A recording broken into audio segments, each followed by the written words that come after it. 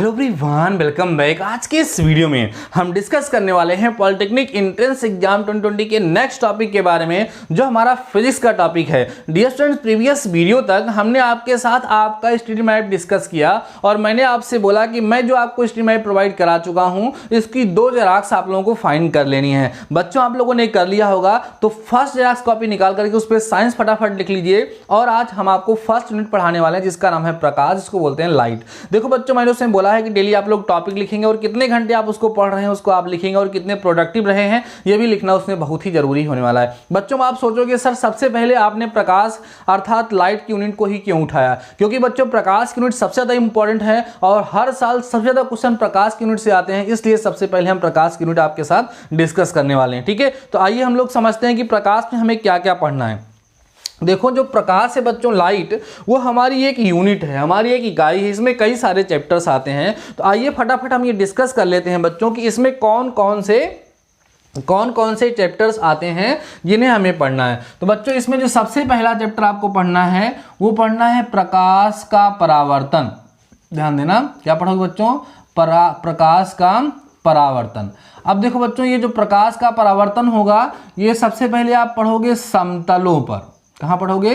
समतलों पर। पहला चैप्टर जो हमारा होगा वो है प्रकाश का परावर्तन समतलों पर। इसमें जो दूसरा चैप्टर आएगा बच्चों वो हमारा आएगा फिर से प्रकाश का परावर्तन। ध्यान देना, प्रकाश का परावर्तन हम लोग पढ़ेंगे।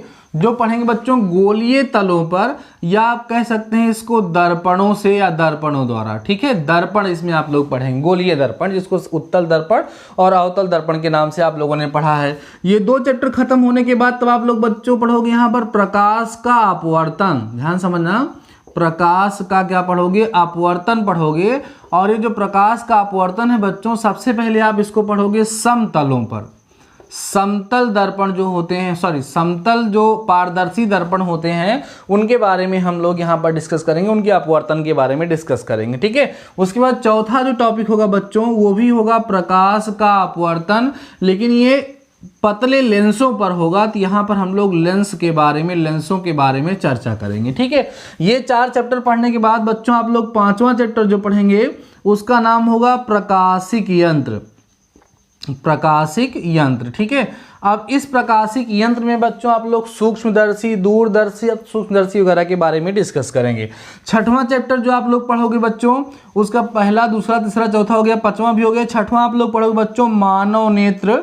ठीक है, मानव नेत्र, जिसको इंग्लिश में हम लोग बोलते हैं ह्यूमन आई। ठीक है, ह्यूमन आई। ये आपको कुल मिलाकर के 6 चैप्टर पढ़ने हैं प्रकाश चैप्टर की यूनिट में। ठीक है, तो 1 बाय 1 करके हम आपके साथ कवर करते चलेंगे। इन सभी के सभी चैप्टर्स को अगर कोई बच्चा कंप्लीट कर लेता है तो ध्यान रखिएगा मिनिमम 10 क्वेश्चंस आपके एग्जाम में इससे आने के चांसेस हैं। 10 क्वेश्चन आपके एग्जाम में जरूर आएंगे। आप यूपी, बिहार पॉलिटेक्निक या झारखंड पॉलिटेक्निक या राजस्थान कहीं से भी प्रिपरेशन कर रहे हैं तो 10 क्वेश्चंस यह केवल प्रकाश यूनिट से आता है, या आप पीछे का आंसर उठा करके देख सकते हैं। लगभग 10 क्वेश्चन का एवरेज वहां पर जरूर देखने के लिए मिलता है। तो कोई दिक्कत नहीं, इतनी बातें आप लोगों को समझ में आ गई होंगी बच्चों।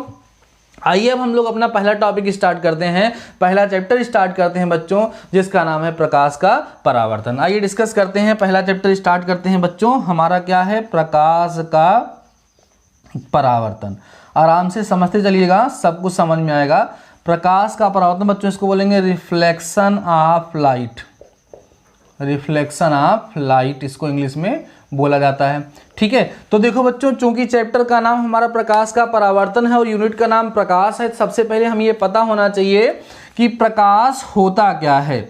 तो बच्चों कहते हैं कि प्रकाश वह भौतिक साधन है जिसकी सहायता से हम दूसरी वस्तुओं को देख पाते हैं, या दूसरी परिभाषा ये भी है कि प्रकाश एक ऐसी ऊर्जा है जो हमारे दृष्टि ज्ञान को जागृत कर। दृष्टि ज्ञान का क्या मतलब बच्चों? हमारे पास गॉड ने, हमारे भगवान ने हमें आंखें तो प्रदान कर दी हैं, लेकिन सोचो अगर प्रकाश ना हो, लाइट ना हो, तो हमारी आंखें किसी काम की हैं क्या? किसी काम की नहीं है। इसका मतलब प्रकाश जो है एक प्रकार की ऊर्जा है जो हमारे दृष्टि ज्ञान को जागृत करती है।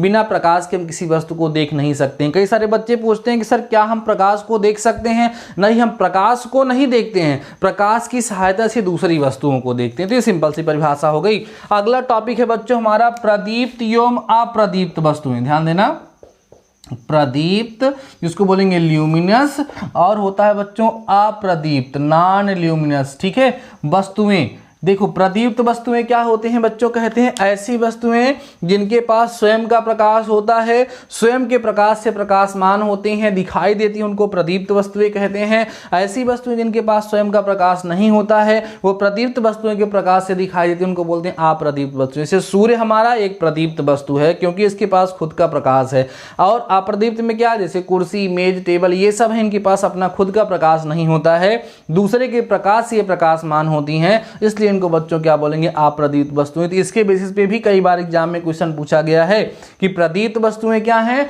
अप्रदीप्त वस्तुएं क्या हैं। तो प्रदीप्त माने ल्यूमिनस बॉडीज, अप्रदीप्त माने नॉन ल्यूमिनस बॉडीज। तो ल्यूमिनस बॉडीज क्या होंगी, जिनके पास स्वयं का प्रकाश होगा, अपने प्रकाश से चमकेंगी, दिखाई देंगी, उनको हम बोलेंगे प्रदीप्त वस्तुएं। जैसे हमारे पास सूर्य है, चंद्रमा है, मोमबत्ती वगैरह है, सबके पास अपना प्रकाश है, जिनके पास खुद का प्रकाश है, खुद जल करके प्रकाश दे रहे हैं, तो उनको हम बोलेंगे प्रदीप्त वस्तुएं। और जिनके पास खुद का प्रकाश नहीं है, उनको बोलेंगे अप्रदीप्त वस्तुएं। ठीक है, इतनी बात समझ आ गई।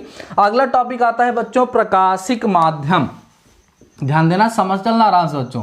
क्या नाम है, प्रकाशिक माध्यम। ठीक है, प्रकाशिक माध्यम, ऑप्टिकल मीडियम। बच्चों प्रकाशिक माध्यम तीन प्रकार का होता है। एक होता है पारदर्शक, पारदर्शक, दूसरा होगा बच्चों पारभासक, पारभासक, और तीसरा होगा बच्चों अपारदर्शक।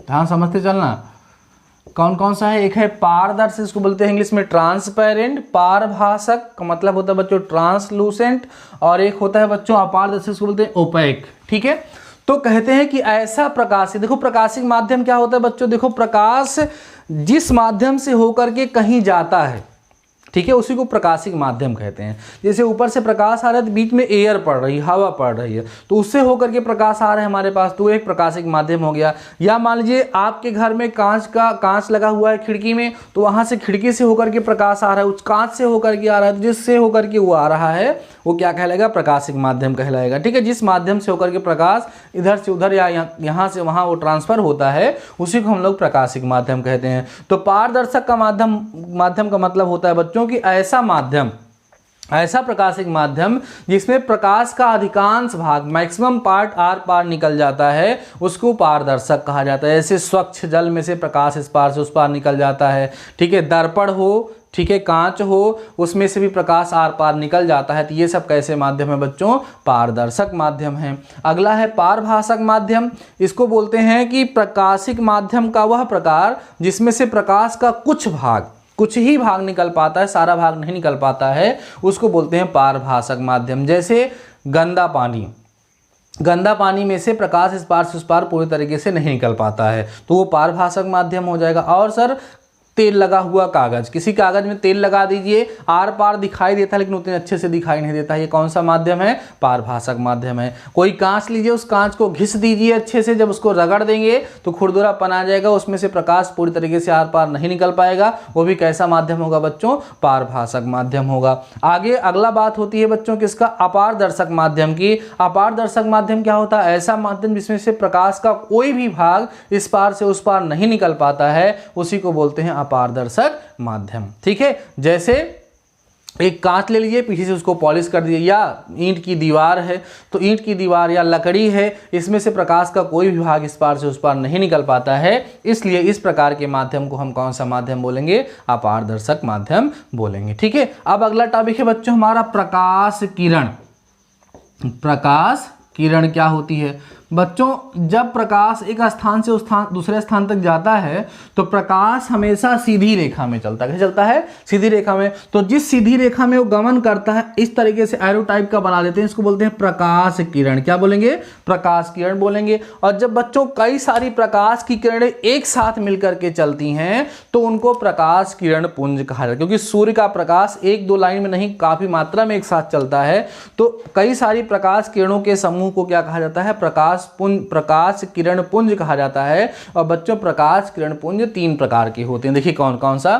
एक होता है बच्चों अपसारी, कौन सा, अपसारी, समझिएगा ध्यान से, अपसारी कैसे बनेगा, अपसारी प्रकाश किरण पुंज जैसे ये बना हुआ है। जब प्रकाश की किरणें एक ही बिंदु से अपसारित होती हैं, एक ही बिंदु से निकलती हैं, तो इस प्रकार की प्रकाश किरण को क्या बोला जाएगा, प्रकाश किरण पुंज को क्या बोला जाएगा, अपसारी प्रकाश किरण पुंज। और कई स्थानों से आने वाली प्रकाश किरणें आकर के एक ही स्थान पे बच्चों अगर मिलेंगी तो इसको बोला जाएगा अभिसारी प्रकाश किरण पुंज, क्योंकि ये सब आकर के एक ही बिंदु पर अभिसरित हो रही हैं, इकट्ठी हो रही हैं, कन्वर्ज हो रही हैं। इसको कन्वर्जेंट, इसको डाइवर्जेंट बोला जाता है। ठीक है, डाइवर्ट हो रही हैं या कन्वर्ज हो रही हैं। और तीसरी जो होती है बच्चों वो होती है समांतर, इसको बोलेंगे पैरेलल। ठीक है, समांतर प्रकाश किरण पुंज। तो प्रकाश किरण पुंज जो होंगी बच्चों कितने प्रकार का होगा, 3 प्रकार का। एक होगा अपसारी, एक होगा अभिसारी और एक होगा समांतर प्रकाश किरण पुंज। तो ये प्रकाश के परावर्तन की छोटी छोटी चीजें थी। ठीक है, प्रदीप्त वस्तुएं, अप्रदीप्त वस्तुएं, प्रकाशिक माध्यम। ठीक है, प्रकाश किरण क्या होती है, प्रकाश किरण पुंज क्या होती है। इतना टॉपिक आप लोगों ने समझ लिया बच्चों।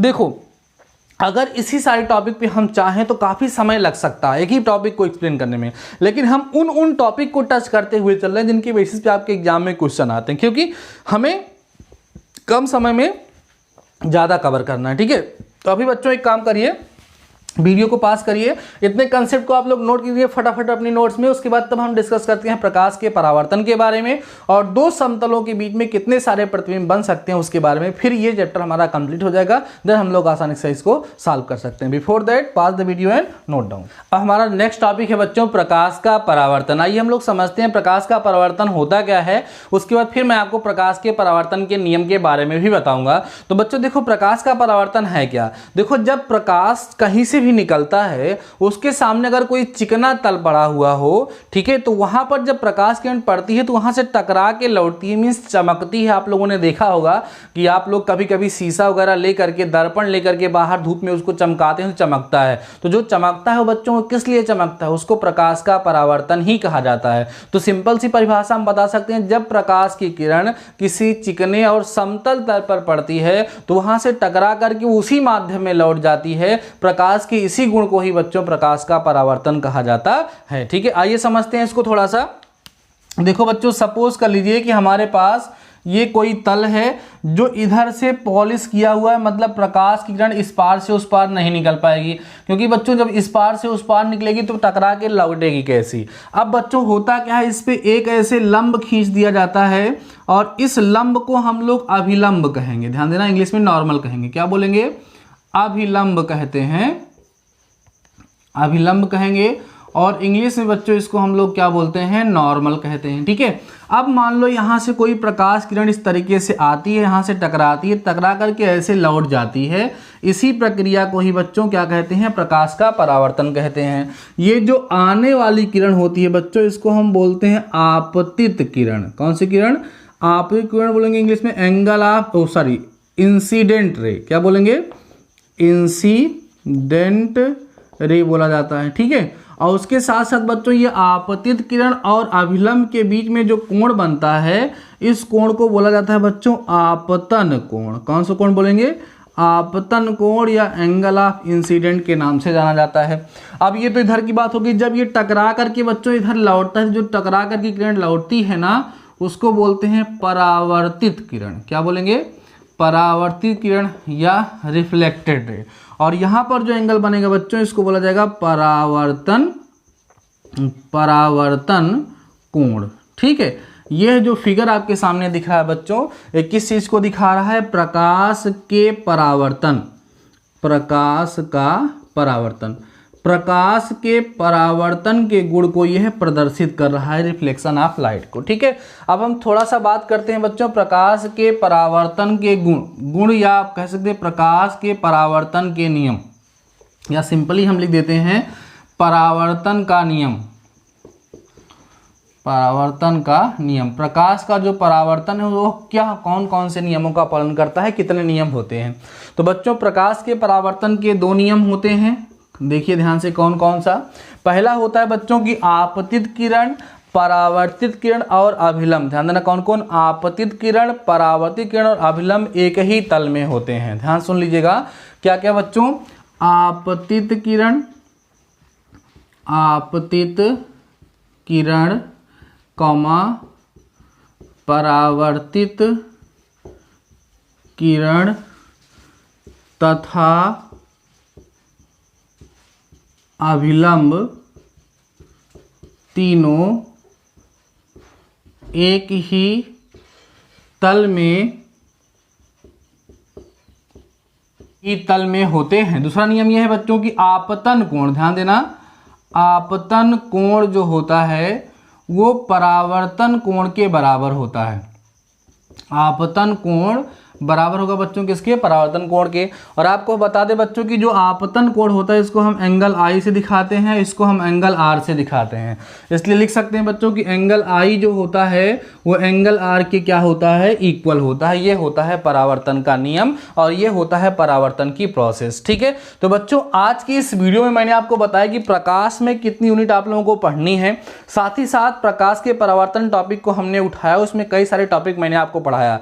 आज का यह वीडियो बच्चों में ज़्यादा लंबा नहीं कर रहा हूं क्योंकि हम ये जानना चाहते हैं कि आप लोग इंटरेस्टेड हैं लॉन्ग वीडियो में या नहीं। अगर आप लॉन्ग वीडियो में इंटरेस्टेड नहीं है तो हम भी वही करेंगे, most important question of physics, most important question of chemistry. 4-5 question दे दिए, आप भी खुश हम भी खुश। लेकिन हम ये चाहते हैं कि हमारे स्टूडेंट्स को डीप नॉलेज मिले क्योंकि हमारे पास समय है, अच्छे से नॉलेज को समझ करके उसके बाद तब क्वेश्चन को सॉल्व करेंगे, देन कोई समस्या नहीं होगी। नहीं, जब हम इंपॉर्टेंट क्वेश्चन ही केवल आपको बताएंगे ना, जितना क्वेश्चन मैं आपको बताऊंगा केवल उतना ही आप लोग समझ पाएंगे, एक्स्ट्रा क्वेश्चन आप लोग नहीं समझ पाएंगे। ठीक है, तो अगर आप चाहते हैं कि वीडियोस को मिनिमम 30 मिनट किया जाए तो आप कमेंट्स में जाकर कमेंट करिएगा, नेक्स्ट वीडियो में आपको 30 मिनट का प्रोवाइड कराऊंगा। वैसे आज की फर्स्ट क्लास आप लोगों की सक्सेसफुली आगे बढ़ जाए ये बहुत ही जरूरी था, इसलिए मैंने यहाँ पर आपको साइंस का फर्स्ट वीडियो प्रोवाइड कराया जो आप लोग 9 से 10 के बीच में पा रहे होंगे। बच्चों नेक्स्ट वीडियो आपको मैथ का मिलेगा जो 3 PM पे। सो अगर आप लोगों ने इस वीडियो को देख लिया है तो 3 PM पर आप मैथ का वीडियो देखना मत भूलिएगा